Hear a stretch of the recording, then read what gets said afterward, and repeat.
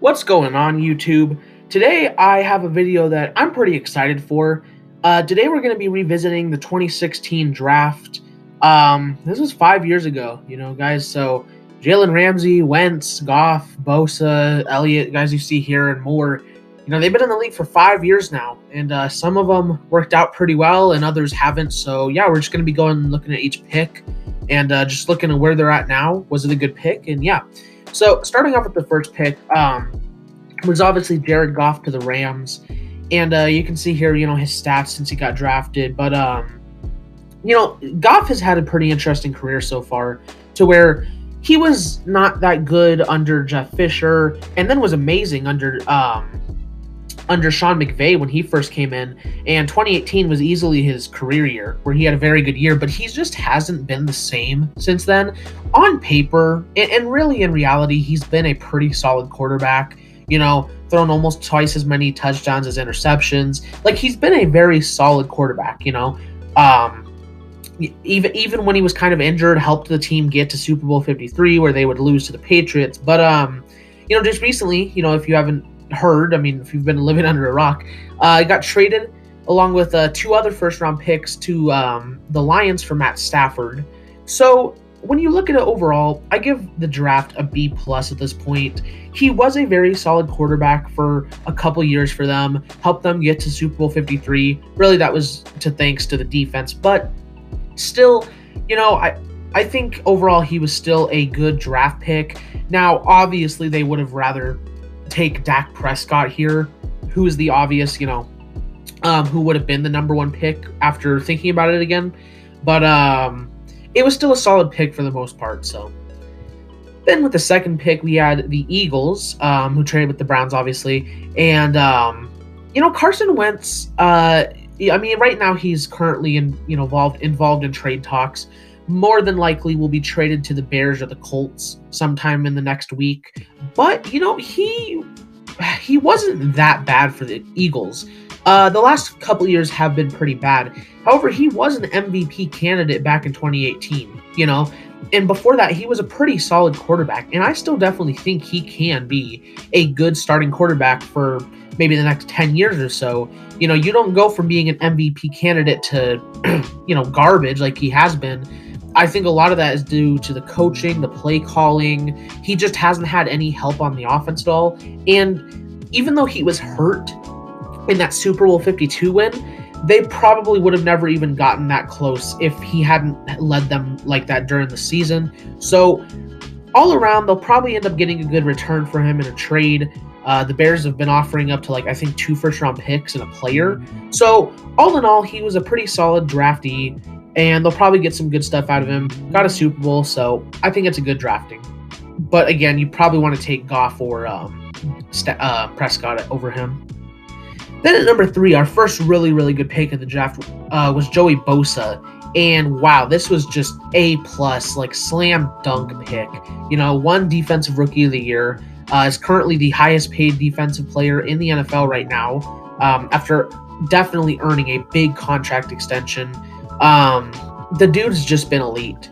He since day one that he came in, he's been one of the best defensive ends in football. They're switching to a 3-4 scheme this year, so I don't think that's going to impact his play at all. Who knows? He could even get better, which is just a scary thought. But he's been a very consistent player. Even playing hurt this last season was still just a game wrecker, and this was definitely the correct pick for the Chargers. This guy, he's special, and so it was a really good pick. Then in our fourth pick, we had Ezekiel Elliott, and Zeke is an interesting pick as well, because his first 2-3 years, he looked like the next great running back of all time. The dude was dominant, and he got a huge contract extension for himself. Jerry Jones was pretty quick to wrap him up, even before they wrapped Dak Prescott up, which was strange because it especially looks like a bad move now, because Zeke just looks like the tires just already have too much tread on him. He just already looks so tired, because playing running back, it takes a toll on you, especially with a guy like Zeke, where he's a powerful running back, but he's not like Derrick Henry powerful. that can take a big toll on your body. And Tony Pollard looks like the better running back as of right now. So while for a couple, 3 years, he was pretty good, they gave him this huge contract extension. And, these last couple years have just been very poor compared to his normal standards. And he just kind of already looks like he's coming to the end, which is really sad.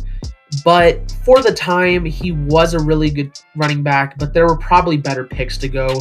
Probably would have wanted to go with more like Jalen Ramsey or someone, which, speaking of our next pick, Jalen Ramsey to the Jaguars, this was also an A-plus pick. Now, of course, he hasn't been with the Jaguars for a couple years now, but for his first 3 years in the NFL, I mean, they got all the way to the AFC Championship with him, being the backbone to that defense. Of course, Saxonville had a bunch of good pass rushers, but he was definitely an important piece to that. So for him, that as quickly as he developed into the type of corner that he is, it's such a rare finding. And even after trading him, they got 2 first-round picks out of that, which have they necessarily used those picks the best? We have yet to see, but they did get a very good return in him. But let alone of the trade, he's probably the best corner in football right now and on track to be maybe the best corner we've ever seen. This was definitely an amazing pick. Like I said, for the 3 years he was there, he played amazing football and they ended up getting a really good return in him. So I think this is an A-plus pick. Because I wouldn't really blame, you can't compare drafting him to him staying there in the end, because who would want to stay in Jacksonville? Yeah. Then at 6, we had Ronnie Stanley. For instead of stats over here, I can pull up win block percentage and all that, but I just pulled up awards and said one-time Pro Bowl and one-time All-Pro. Obviously, Pro Bowl is more of kind of not something important, but Ronnie Stanley, though, has definitely been an amazing tackle. Already one of the top 10, at least top 10 tackles in the NFL. You could make an argument for top 5. He did get injured this year, but of course, I expect him to bounce back next year. Also earned himself a huge contract extension. They wrapped him up until 2025, I'm pretty sure. So yeah, they had to get protection for Joe Flacco at the time, and it was a great pick then, and it's a great pick now. He looks like a truly good tackle, and so this was a great pick for the Ravens. Then DeForest Buckner from the 49ers, and DeForest Buckner, I gave this pick an A. For the 4 years he was with them, he was a very, very good, not just defensive tackle, but defensive lineman, really, because he's so versatile, and he really has been a game changer for both the Niners and the Colts. And speaking of which, when they did trade him, they got a first-round pick in return and picked Javon Kinlaw, which looks like he could be maybe not as good as DeForest Buckner, but they did get a solid return out of him. Because I'm pretty sure he didn't want to be there. It was the reason they ended up trading him. If not, then that probably was a mistake. But regardless, he has definitely been a solid tackle. He is a game changer. As soon as he came back for the Colts, you could just see the improvement for the defense. So he's definitely been a solid player. They got a nice return in for the trade, so I give this grade an A. Then at number 8, we have the Titans, who traded up with Cleveland in order to pick Jack Conklin. So, he's been a 2-time All-Pro, right? He has been he's been very solid, especially for the Browns this year. He was really, really good. Might have even had his best career. The one reason that this pick isn't an A for me is just the fact that, this guy looked to be a franchise tackle for them, and then they just let him go. I'm not sure exactly if he was wanting to go or whatever, but regardless, this is a type of guy that you have to lock up, when you have him. So it was a big mistake for Titans to let him go, especially with how Isaiah Wilson turned out and Dennis Kelly doesn't look that good. Regardless, though, at the time, for the 4 years he served them, he was a very, very good tackle. You do kind of question if he was worth it over Laramie Tunsil or maybe a few other guys, but still a very solid pick overall. Again, it would have just been nice if they could have locked him up for more than his rookie contract. But then at 9, we have Leonard Floyd. The Bears traded up 2 spots here to get him.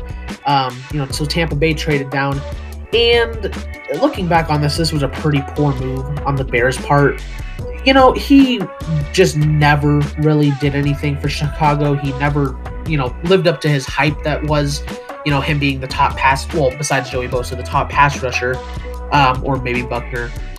He did have a very good year with the Rams though this year. That's probably partially due to Brandon Staley and their, just how good that defense is. But when you spend like, maybe this pick wouldn't be so bad because he wasn't horrible by any means. But this pick does definitely get a downgrade, especially when you consider the fact that they traded up to get him. So I think it was a poor move all around. He wasn't a horrible pick, but definitely wasn't a good one. Then Eli Apple for the Giants, and this is the first really bad pick of the draft. Vernon Hargreaves hasn't turned out any better by any means.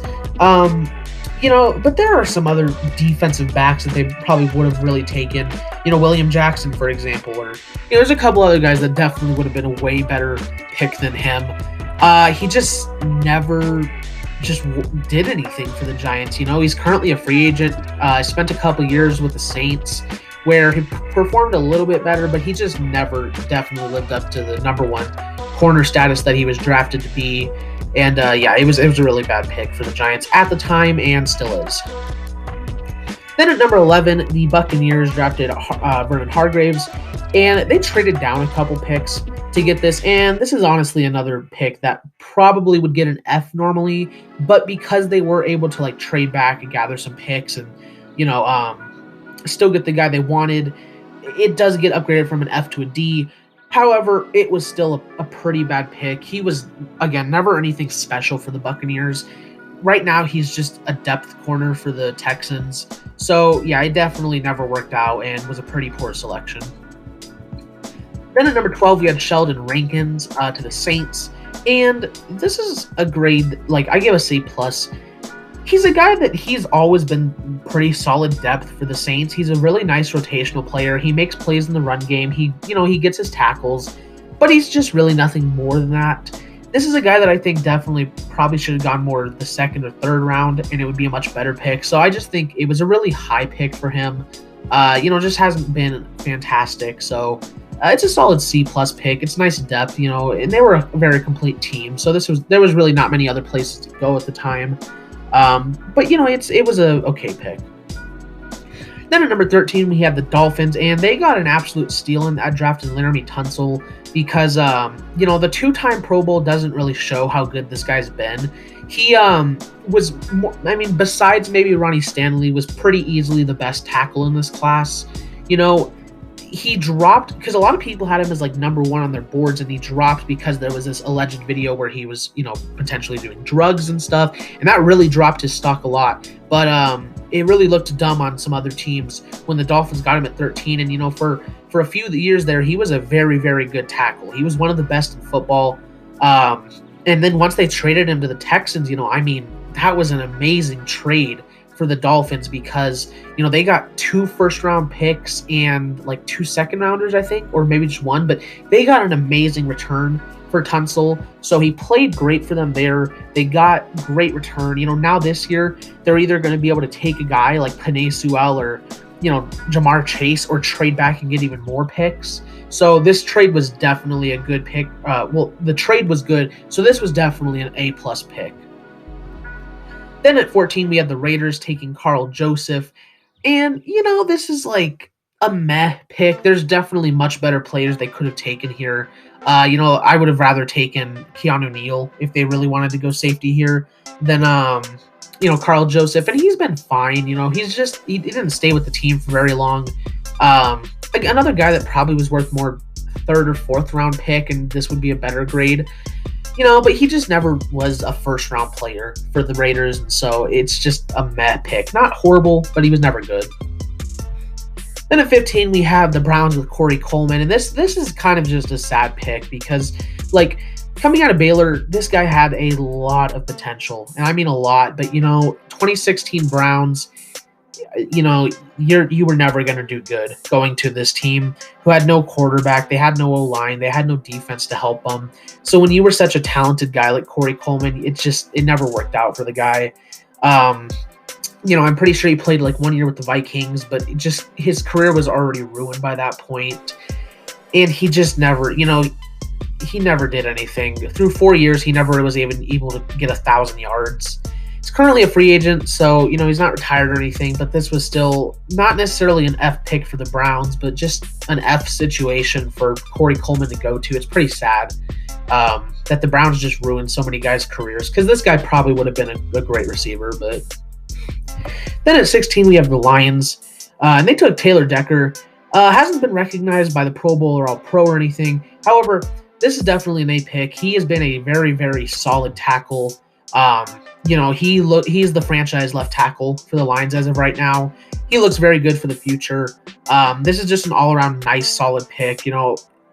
That's just what it is. He's a franchise tackle, so it's a good pick.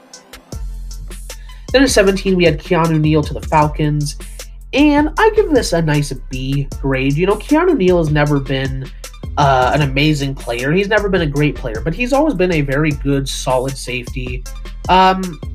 Like I say down here, I'm not sure if he's like the franchise safety. He's maybe a guy that might bounce around the league a bit more on 2 or 3 year deals, before he retires, because he's just not that elite player. So probably not worth a first round pick. It's a solid B pick. He's been a fine safety, but then we at 18, I can't talk. We have Ryan Kelly. And he's been rewarded pretty well. 2 Pro Bowls, was one time a second team All-Pro. I give this pick an A. On retrospective, like back then, this is probably would have been more of like a C pick for me, because obviously at the time they were just trying to protect Andrew Luck. I mean, that was priority number 1. But you went about it by drafting a center. Now, I know the center position was pretty bad, but still, it's like if you're trying to protect your quarterback, you don't draft a center. So I don't know. At the time, it looked like a pretty poor pick. But now if you look at the Colts offensive line and how they've built it and stuff, this is definitely an A pick, because he's one of those guys that you kind of add on to the offensive line to make them go to elite status. This isn't a building block for an offensive line. So at the time, it was a poor pick. But, he does look to be the franchise guy for them now. So it's a solid pick now. And at 19, we had Shaq Lawson to the Bills. And, this is a C-plus pick for me, because, he just never did anything for the Bills, really. He never lived up to his first-round hype at all. However, he did come over to the Dolphins this year and actually had a great season. I don't know if he made the Pro Bowl or not, but he definitely deserved to. So, it was a pretty poor pick for the Bills. He was fine depth, he made good plays in the run game, but especially since they didn't trade him or anything, this was a pretty poor pick. So maybe this should be more of a D. But he was a fine player, and again, he's had a pretty good resurgence here with the Dolphins. So we'll see where he goes from here. Oh, by the way, I just noticed that says Shaw Lawson. I'm not sure why. It's Shaq Lawson. So then here at 20, we have Darren Lee to the Jets. And yeah, what happened, buddy? This was a pretty poor pick. It's not an F, because he was a pretty solid contributor. He had a really good rookie year, actually. And he was pretty solid contributor to the run game, but he just never lived up, again, to his first-round hype. Just did not play in the NFL like he did at Ohio State. He had some off-the-field issues. He got suspended for like 4 games one time for, I'm pretty sure it was drugs, like abusing their abuse protocol or whatever. Currently a free agent, but probably no team's going to sign him again. He just was a pretty poor linebacker. So yeah, it was a pretty poor pick. Again, not an F, because he wasn't horrible, but he was pretty bad. Then at 21, we had Will Fuller from the Texans. And I forgot to put it here, but they actually traded up a pick. They swapped to the 22nd and 21st pick with Washington. And a lot of people hated this pick at the time. They were really not a fan of Will Fuller. People definitely thought they should have taken like Josh Doctson or Laquan Treadwell here. Looking back on it, that's silly, because when he's been healthy, Will Fuller is one of the best receivers, like backup receivers in football. No, he's not an elite guy, but that's not exactly, I don't think, what they were trying to go for with him. But like I said, when he's healthy, he is a very, very good number 2 receiver. He's probably going to leave Houston in free agency this year, probably going to go sign with a team like the Patriots or the Packers. So all around, though, he's been a very solid contributor to them. So, and I think definitely taking this guy over the likes of Doctson or Treadwell was a much better pick. So B+. Then with the Washington Redskins at the time, who traded down one pick with the Texans, they ended up taking Josh Doctson, and that was a pretty poor move. Again, not F, because he wasn't like Kevin White bad, obviously. He wasn't Corey Coleman bad, but he has been pretty bad throughout his career. Just another guy that really never did anything for Washington, just didn't live up to the hype, and right now he's just a backup for the Jets. So yeah, definitely looking on this pick, the Texans definitely made the right move there, and this was a pretty bad move for the Redskins. Then at 23, we had the Vikings, who took Laquan Treadwell, and if Corey Coleman hadn't been a thing with the Browns, this would probably be the worst receiver pick in this draft in the first round. Treadwell just, again, never worked out. Like, this guy technically has statistically been worse than Corey Coleman, which is pretty bad. And the thing with him, though, is that he has shown flashes. Like, there is definitely some form of athleticism and elite play to his game. It's just buried really, really deep inside of him. That sounded wrong. It hasn't been easy to get him to his elite status.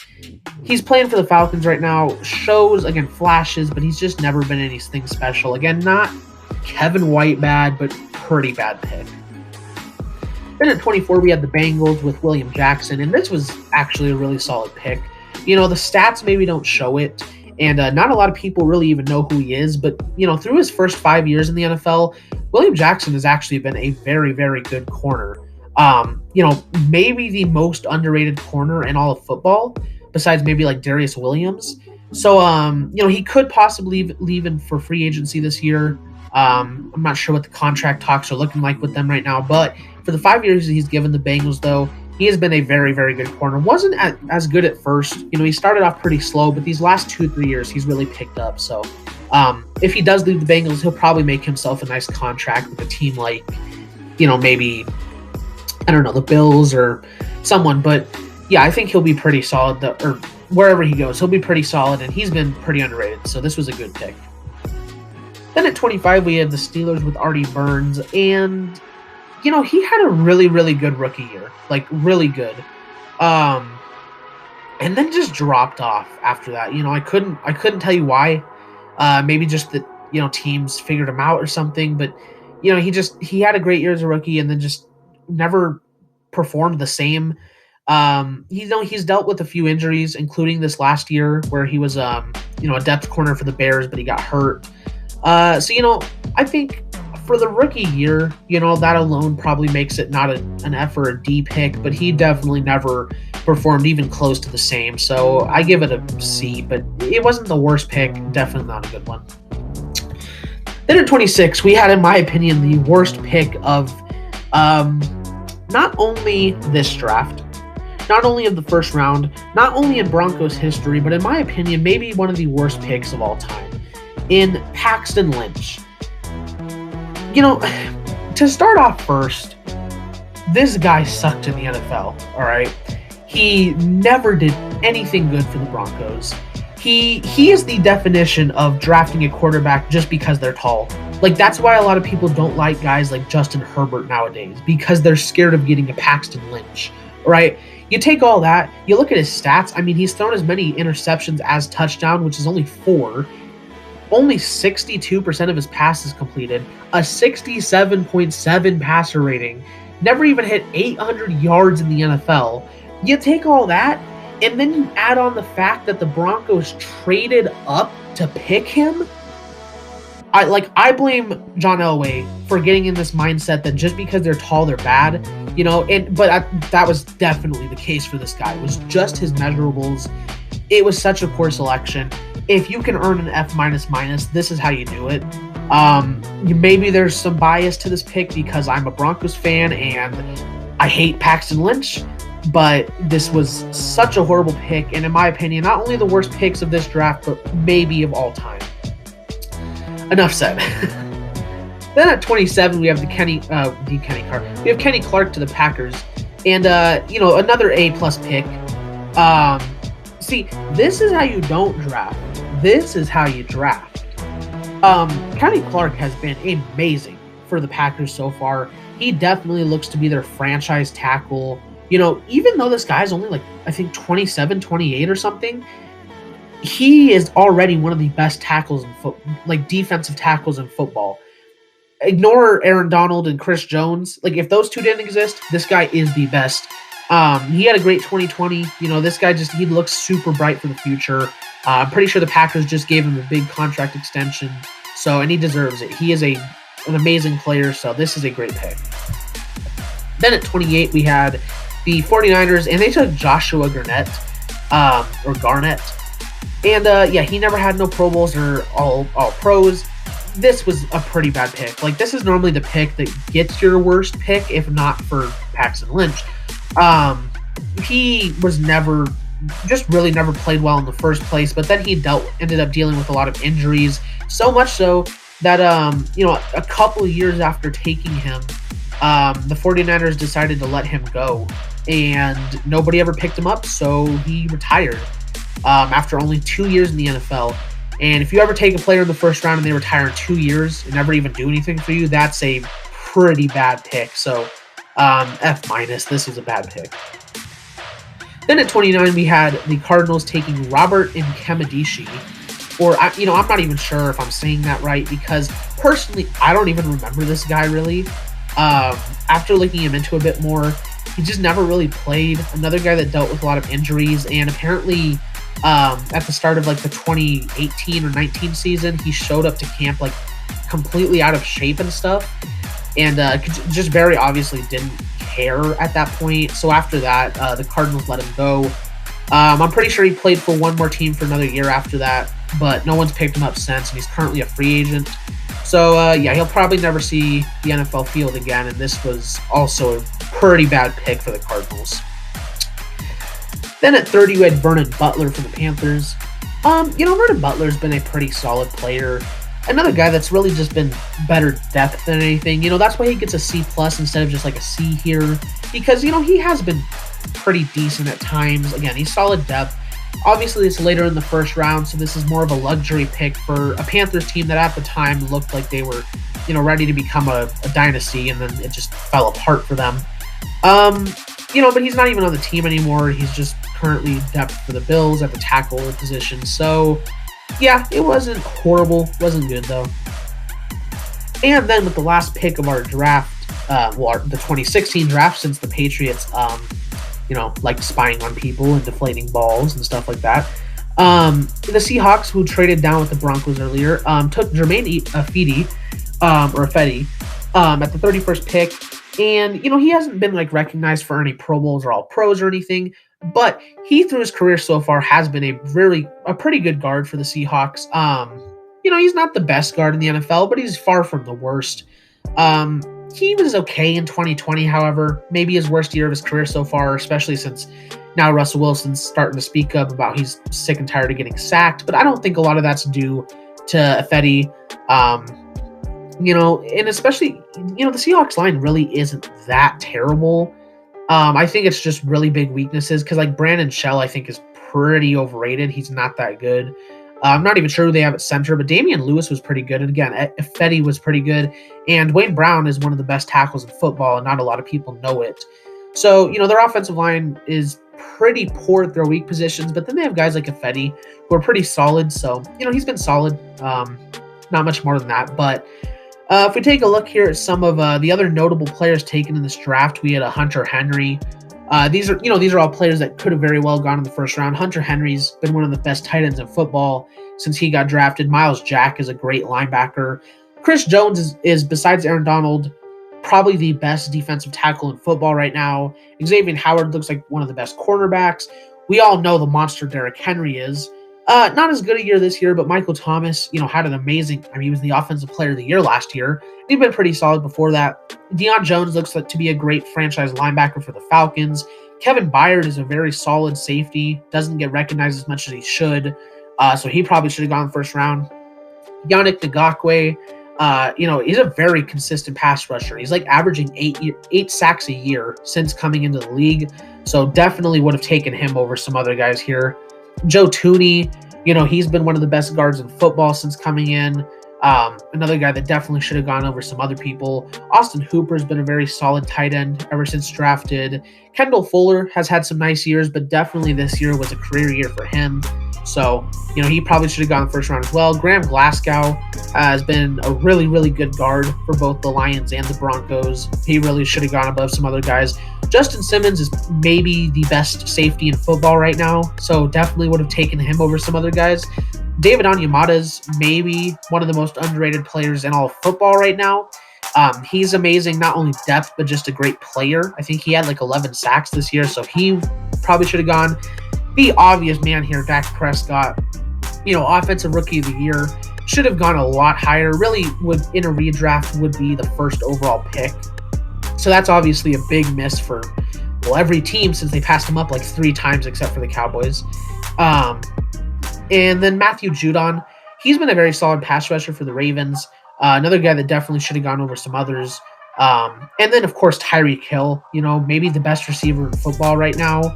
At the time, you can, of course, look at him and just say, oh, he's just speed and nothing else. But, when you have guys like Tyreek Hill that can figure out other elements to the game, they're amazing, which is why I'm pretty high on a guy like Daz Newsome this year.